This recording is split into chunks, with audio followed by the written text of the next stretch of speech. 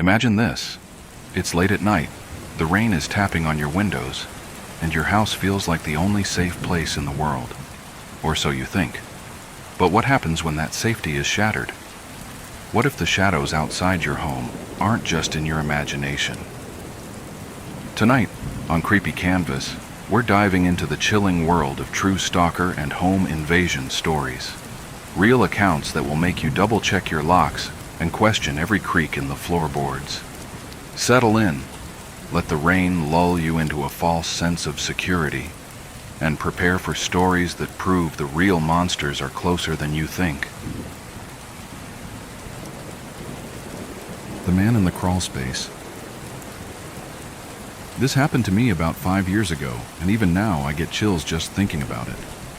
I was renting a small house in a quiet neighborhood at the time. It wasn't anything fancy, but it was cozy, affordable, and had a lot of character. The only thing I didn't love was the crawl space under the house. The access door to it was in the laundry room, a square wooden hatch flush with the floor. It was locked from the outside, and I never had any reason to open it. I figured it was just pipes, cobwebs, and the usual creepy crawl space stuff. One evening I came home late from work. It had been a stressful day, and all I wanted was to shower and collapse into bed. As I stepped inside, I noticed something strange. My laundry room light was on. I was sure I had turned it off that morning, but I chalked it up to being absent-minded in my rush and turned it off again. That night, I woke up around 2 a.m. to a faint noise. At first, I thought it was just the wind, but as I lay there, I realized it was coming from the laundry room, a soft, rhythmic thumping sound. My heart started to race. I debated whether to get up and check or just stay in bed and hope it stopped. Curiosity got the better of me, so I grabbed my phone for light and tiptoed to the laundry room. When I opened the door, everything was quiet. But then I saw it. The hatch to the crawl space was slightly ajar. My stomach dropped. I distinctly remembered it being locked, and there was no way I could have accidentally opened it. Trying to stay calm, I convinced myself it might be an animal that had somehow gotten in.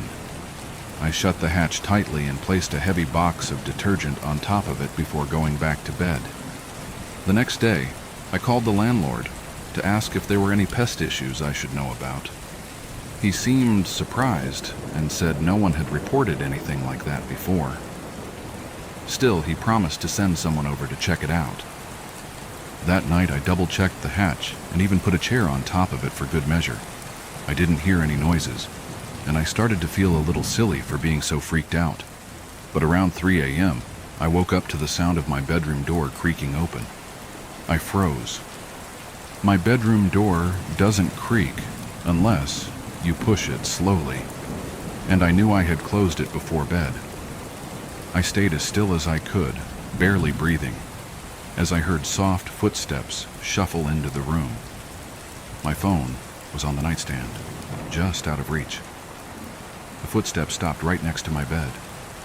I could feel someone's presence, their quiet breathing in the dark. Summoning every ounce of courage I had, I grabbed my phone, turned on the flashlight, and swung it toward the intruder. There was a man, crouched on the floor, his face pale and gaunt, his eyes wide and unblinking. He looked just as startled as I was. I screamed and bolted out of the room, running outside to the neighbor's house. I banged on their door until they let me in, and they called the police. When the officers arrived, they found the man still in my house, hiding in the crawl space. He had a small mattress, some food wrappers, and a collection of random items he must have taken from my house. The lock on the hatch had been tampered with, and from the looks of it, he had been living under my house for at least a few days, maybe longer. The scariest part? The police said they found a notebook with detailed notes about me. He had written down my daily routine when I left for work, when I came home, even what I wore. There was also a list of plans, though they wouldn't tell me what was on it. I moved out the next week and stayed with friends until I found a new place. To this day, I have no idea how he got in or how long he had been watching me before I noticed something was wrong. He lived in my house. Hi, This is the first time I'm sharing something here, so I hope my story will be easy to understand. By the way, this isn't my account. For privacy reasons, I won't give my name or age. For a bit of context, this happened about 2 years ago, a few weeks after my little brother was born. Ever since we moved into this house, there's been this small room in the basement that's always locked. To show you how little anyone uses it, I don't even know what's in there, but I've always assumed it's just utility stuff like meters or something. The room is really tiny, barely big enough to lie down in. Now, let's get into it. My parents went away for a weekend together, leaving me, my older sister, and my baby brother, who was just a few weeks old at the time, at home. My parents trusted us to take care of ourselves, since they'd done this before. Anyway, that night my sister went out with friends and wasn't planning to come back until 4 or 5 in the morning. I watched a good movie, and since it was already getting late, I decided to put my little brother to bed in his room upstairs. I did that and came back down to watch another movie, but I ended up falling asleep. About 2 or 3 hours later, around midnight, I woke up to these strange noises coming from upstairs. At first I thought it was just the neighbors, since they can be pretty loud and the walls are thin. But then, I looked at the time and realized it was too late for them to still be awake, let alone making that kind of noise. So, I got closer to the stairs to investigate, and just as I was about to go up the first step, I heard the sound of something metal falling on the ground. Guess what? It was the key to the small room in the basement. I immediately grabbed my phone, and instead of calling the police, I texted my friends to tell them what was happening. One of my friends had the brilliant idea of calling the police for me. Suddenly, I heard the bathroom door slam shut. I knew it was that door, because it makes a very specific creaking noise when it closes. I remembered my brother was sleeping upstairs, so I carefully went up to check if he was okay. Thankfully, he was fine. Still not fully grasping how much danger I was in, I went to the bathroom door.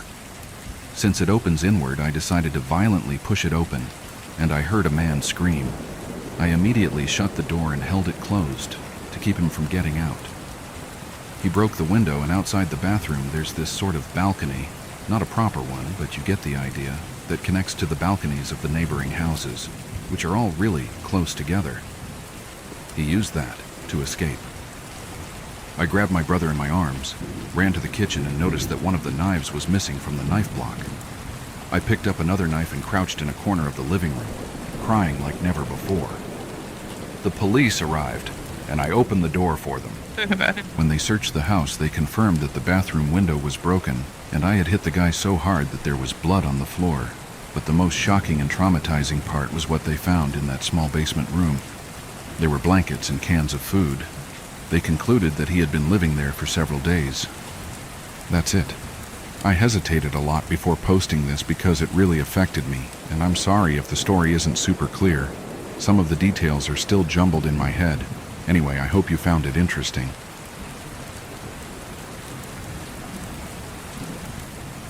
Man with jaw hung open in my backyard.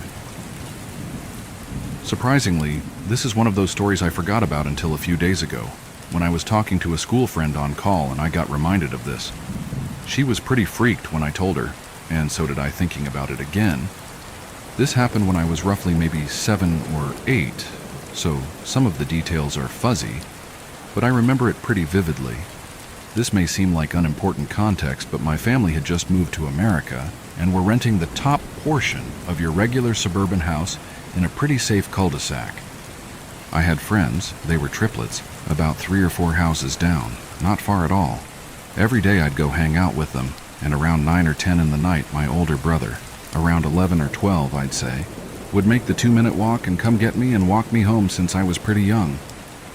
One night he came to get me as usual. The sun wasn't fully down, but it was getting pretty dark. We started down the walk as normal when he started casting glances over his shoulder. I didn't really notice until he shoved me hard away from the sidewalk and between 2 houses. Each house had a huge fence that separated their backyard. Not ours, though, and he made me crouch behind the fence. I remember being really scared, but more so confused since I had no damn idea what the hell was going on. More specifically, he was a pretty big prankster. Once he convinced me my older sister crashed her car into the ocean, so I didn't really believe him when he turned and said, "Walk behind the houses. I think someone's following us." Looking back now, he was probably trying to keep me calm. However, whatever calm was left in my tiny 8-year-old body was gone the moment I turned around and looked. The man had followed us behind the houses, and he was just by the edge of a few houses down near a different fence line. He had a black hoodie on, with the hood up, black sweatpants, and white sneakers. I have pretty bad eyesight now, due to some health problems, but back then it was crystal clear, and I could see, with horrifying clarity, that his jaw was hung open. Like he was just standing there, with his jaw hung open. It was horrifying. I think now that I'm older, maybe he had some kind of medical condition that affected his jaw. Or maybe he did crack. I don't know. But back then, I could have sworn on God I was seeing some kind of demon. Anyway, my brother, when he saw me looking and getting ready to freak out, told me to just run as fast as I can to our house. We booked it. Neither of us looked back, but we were scared out of our minds. Like I said, we only rented the top portion of the house, so the bottom, with the sliding door in the backyard, belonged to some other tenant. I don't remember if she was home or not, but I remember tugging that thing open and locking it as fast as I can. And when I looked up, he was there in the yard a little way away from the door, staring at us. Me and my brother told my sister and my mother immediately. My father was away on a work trip, but nothing came of it. Not until the day after. We went to go meet my dad at his warehouse, which had a small live-in portion above it where we lazed around until he was ready to head home with us. Around dusk, he came up and told us we might have to wait since the police were here. He walked us around to the back window of the small area to show us police all around the backyard area of the warehouses, there a few in a line, to a white van parked on the grass by the edge of the woods. Like I said, I was pretty young, so I don't remember many details of what actually happened. But I do remember my dad, who hadn't been told about the day prior, telling us that they found a man and a woman in the van. The man, he said, had his mouth hung wide open. He seemed really disturbed telling me about the whole thing and wouldn't answer any more questions about the woman. Maybe she was dead. I've got zero idea.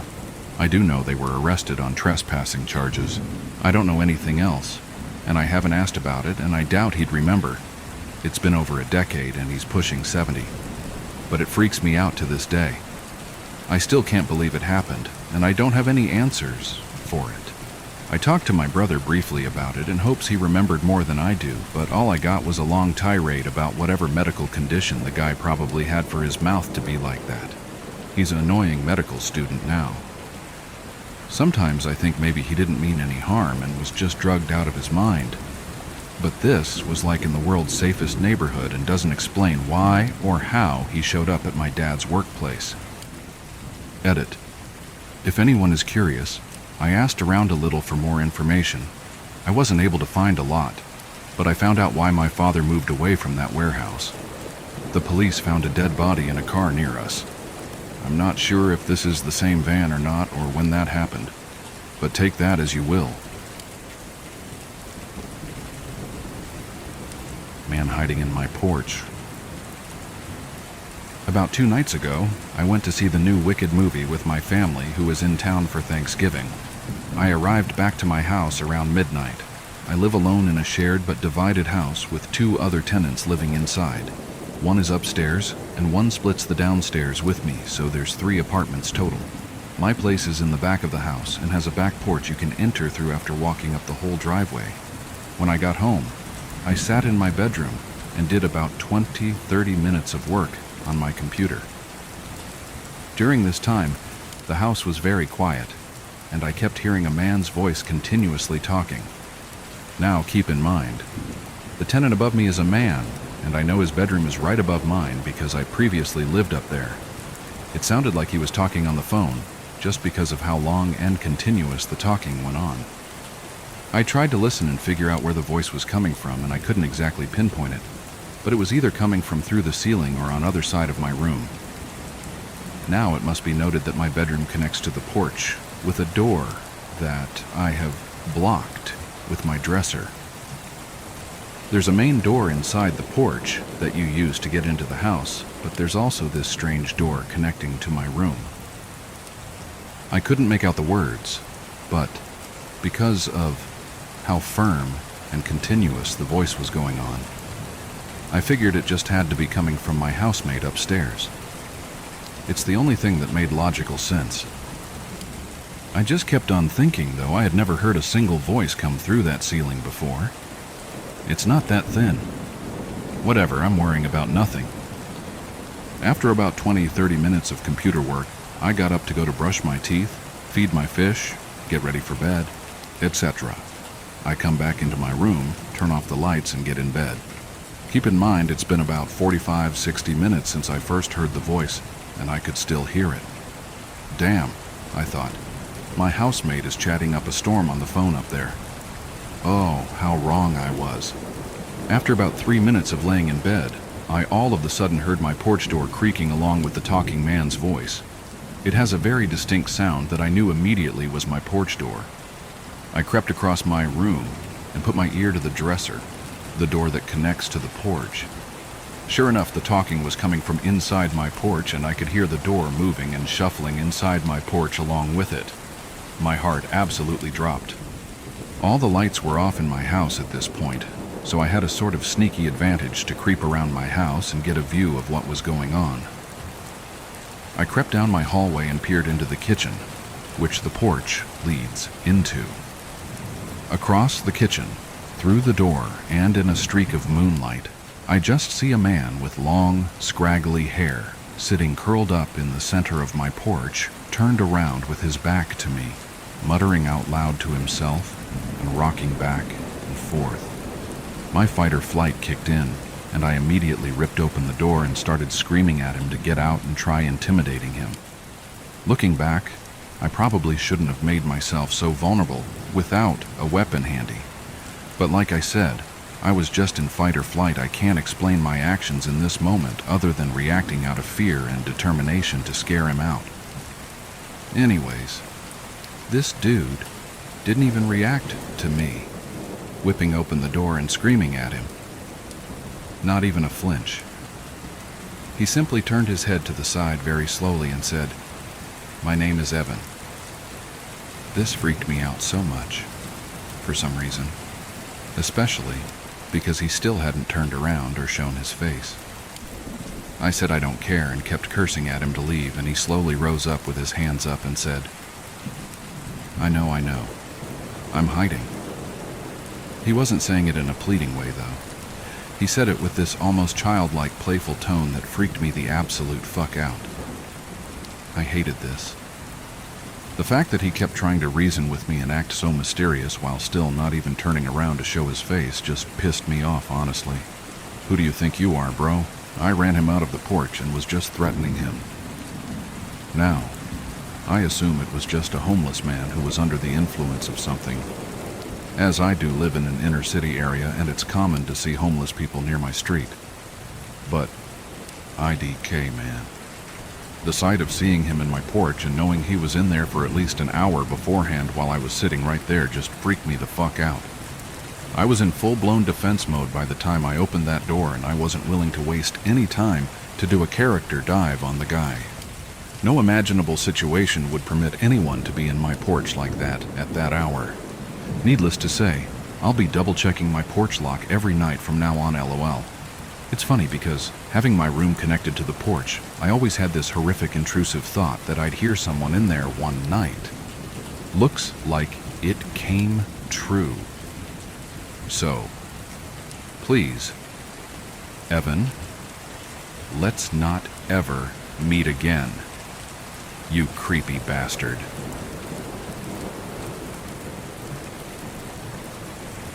Home Alone story. This happened over a decade ago when I was 12 years old. I live in a small town in Oklahoma, and in my neighborhood the houses are fairly spread apart, separated by woods. It was a school day, so my grandma picked me up from school and brought me home. This was the first year that I got dropped off at my house alone. Before this, I would just go to my grandma's house after school. I would get dropped off at around 3 p.m. and my parents would be home around 4:30. Not that big of a deal. Today, for some reason, my dad wasn't going to be home until later, around 7, and my mom, a teacher, wouldn't be home until around 8 p.m. because she had parent-teacher conferences at the school. This happened in early fall, so it wouldn't even be dark until like 8:30 p.m.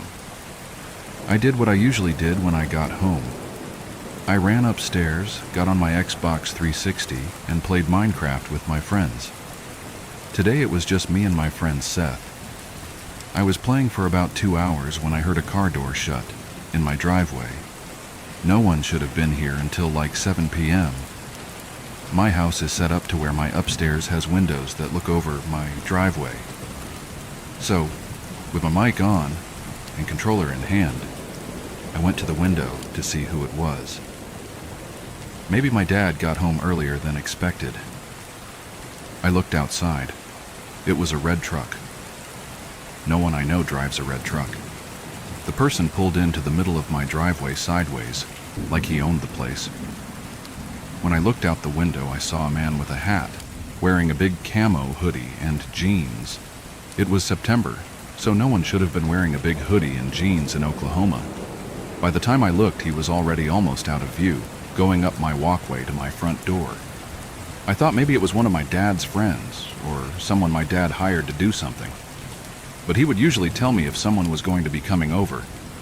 Soon after, I hear a knock at the door, then another. I go to my other window that has a better view of the walkway up to my front door. I see the guy walking back down the walkway. I switch and go back to looking through the windows overlooking my driveway. I'm relaying all of this to Seth, still with my mic on. I tell Seth that he's walking back to his truck now. Instead, he walks past his truck and tries to open my garage side door. At this point, my heart sinks. I tell Seth that this guy just tried to get into my house. Mind you, it is literally broad day at like 5 p.m. Luckily, it was locked because sometimes we forget to lock it. After he tried the door, he starts walking to my back patio. I drop my headset and I quietly run downstairs to see what he is doing.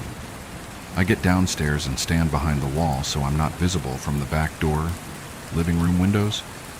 I just listen. I hear him try to open the door. Then I hear a thud. It sounded like he dropped a brick on the ground or something. At this point, I'm more scared than I've ever been.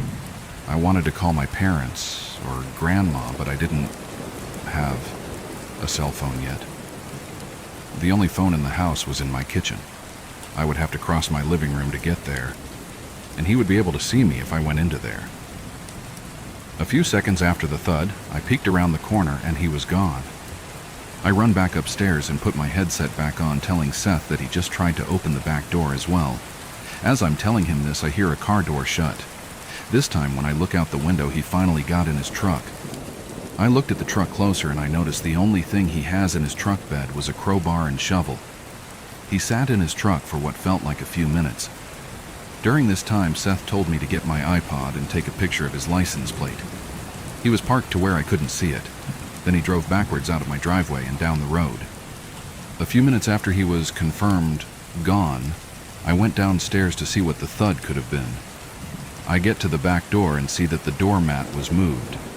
Both big plant pots had been moved as well. He was looking for a key. Holy fuck. We have a hidden key back there too. The key to the back door was under one of the smaller plant pots on a ledge near the door, not the bigger ones that he had checked under. I went to the front porch, and all the pots looked like they had been moved too. I don't know what I would have done if he was able to find the key, or if he just broke in. After he left, I called my dad and told him what happened. When my dad got home, he had a cop come over and I told him what happened and gave him a description. The guy never came back. My parents helped my stalker. I never wanted to become involved with this guy in the first place. It's one of my weirdest and upsetting experiences ever. And I'm a senior citizen now. My parents, especially my mother, fought me tooth and nail and basically helped this guy stalk me. I've never quite figured out why.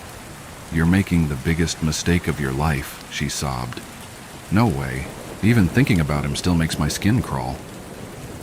It might have been a control thing. She thinks she's going to get away from us. She thinks she's going to do whatever she wants and we can't do anything about it. Oh well.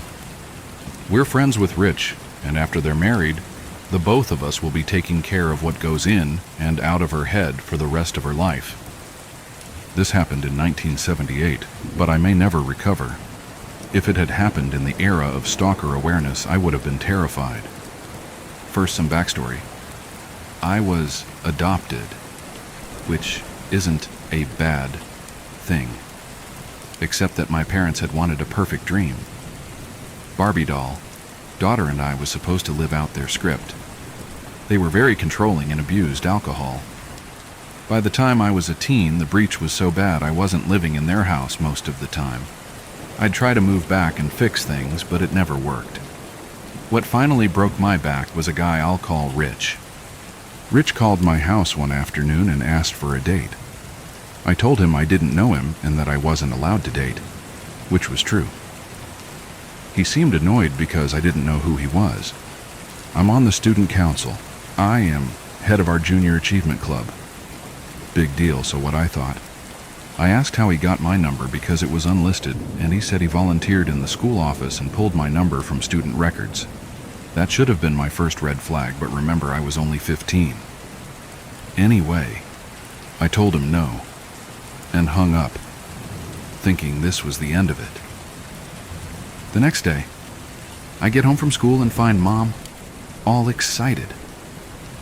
She's gotten a call from the creep and his mother, and was so impressed that she decided I could go out with him.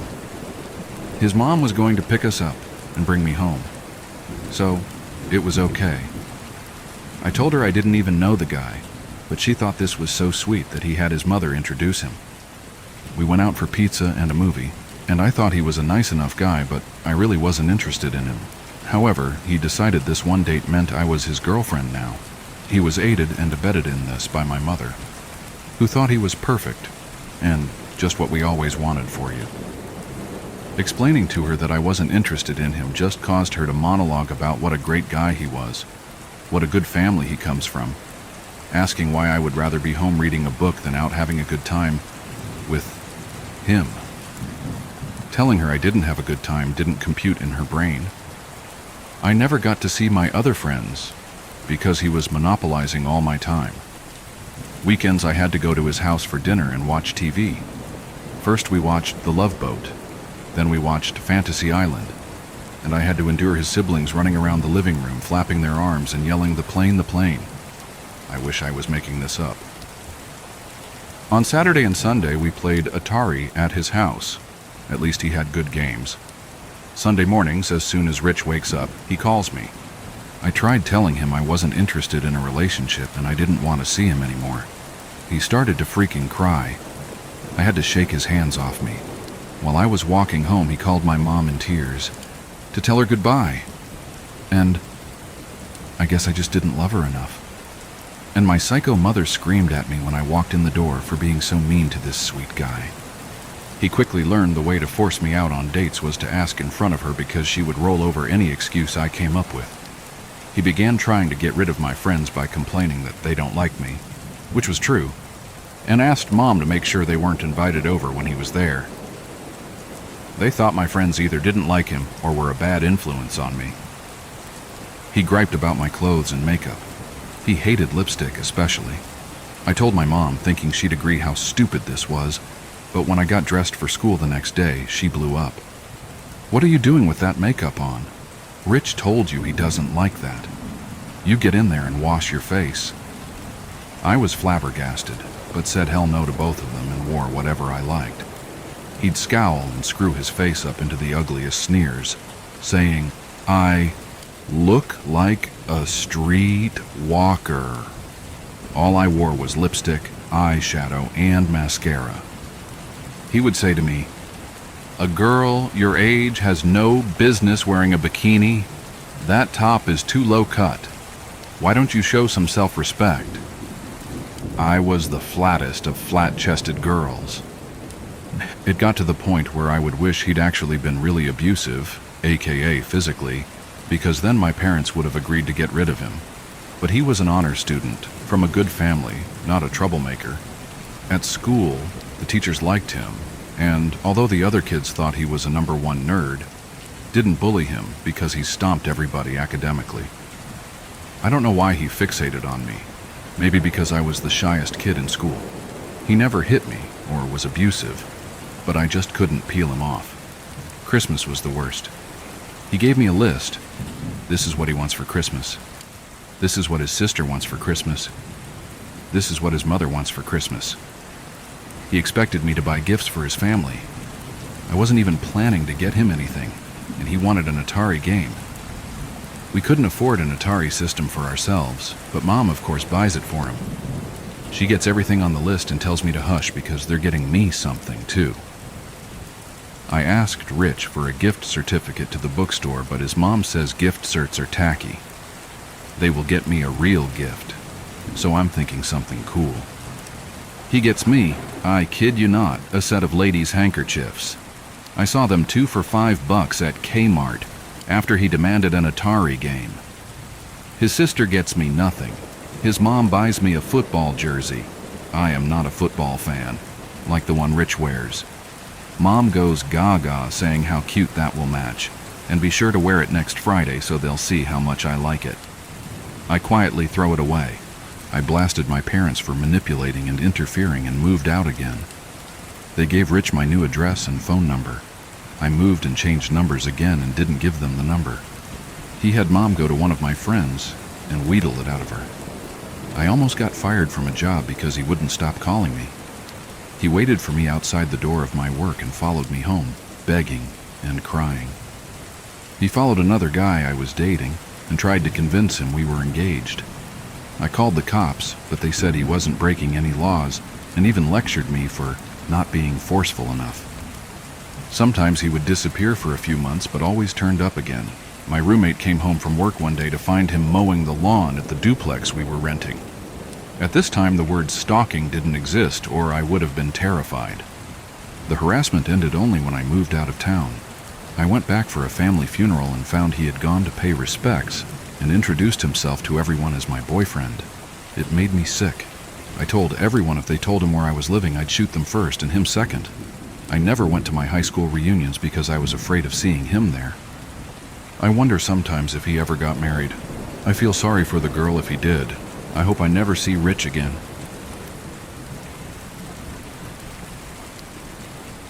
I was assaulted by a friend who was in love with me. This happened over 10 years ago, but I still think about how close I came to dying. I was already with my future husband when I met his cousin. We had a lot in common. We'd both struggled with addiction and anorexia. We'd talk on the phone and met up to eat and see a movie, but he kissed me in his car, so I decided it was best if we stopped talking. I told my future husband about the kiss, and he was understanding. I didn't tell him that his cousin got extremely upset over me turning him down. Some time passed, and we started meeting up as friends.